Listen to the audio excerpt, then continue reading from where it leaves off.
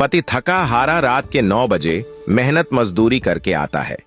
तभी पत्नी गुस्से में खाना लाकर सामने रख देती है और चिल्लाते हुए बोली कि मैंने तुमसे 5,000 मांगे थे, तुमसे वो भी नहीं हो पाया।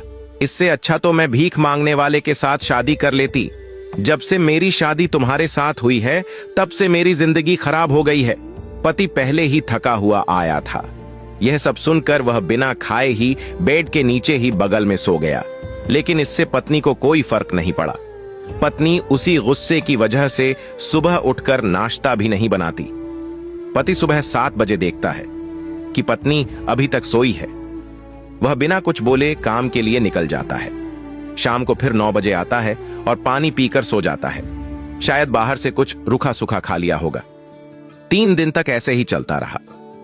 अगले दिन पति काम पर गया था, तभी उसके बगल के घर की एक बुजुर्ग औरत आती है और उसके पत्नी से पानी मांगती है। पत्नी उस बुजुर्ग औरत को पानी लाकर देती है और वहीं पर बैठकर उससे बातें करने लगती है और अपने पति की बुराई करने लगती है।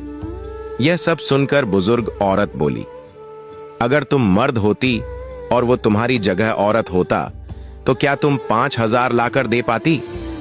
यह सुनकर पत्नी चुप रह गई।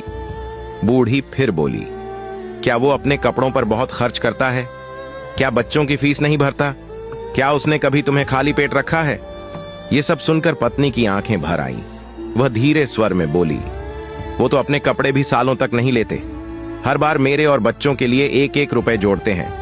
बूढ़ी औरत बोली, फिर वो दोषी नहीं, वो तो वरदान है बिटिया। पति कितना भी बुरा क्यों ना हो, उसके जाने के बाद कोई काम नहीं आने वाला, यहां तक भाई बहन भी नहीं।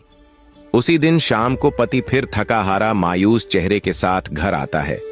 दरवाजा खोलते ही देखता है पत्नी पहली बार मुस्कुरा रही है। उसके हाथ में पानी का ग्लास है और टेबल पर गरम खाना रखा है।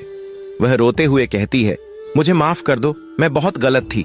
पति बोला, तुम मेरी पत्नी हो, तुम्हारा हक है मुझ पर गुस्सा करने का।